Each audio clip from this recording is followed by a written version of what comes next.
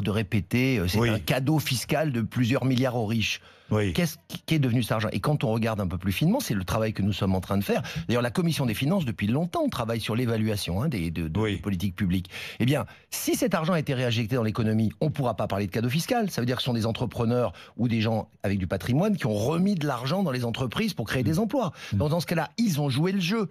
S'ils n'ont pas joué le jeu, alors là, ça marche pas. Parce que s'ils n'ont pas joué, c'est pas normal que des gens... Comment le savoir? Mais comment le savoir? Il y a plein de mécanismes. Alors bon, on va pas rentrer à l'antenne sur des techniques, mais il y a beaucoup de mécanismes. On a quand même accès à de l'information fiscale qui va nous permettre de savoir où est passé l'argent. Il y a une piste envisagée ou pas, le rétablissement de l'ISF?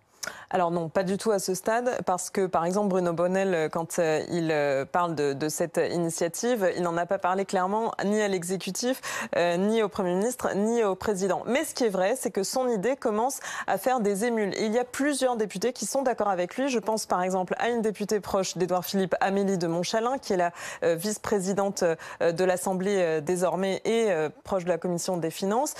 Cette idée d'audit, elle est intéressante parce qu'il faut savoir effectivement à quoi a servi cette mesure phare qui politiquement coûte très très cher à Emmanuel Macron aujourd'hui. Et on entend plusieurs voix s'élever pour, dans l'opposition notamment, c'est une des revendications d'ailleurs des Gilets jaunes, rétablir cet ISF.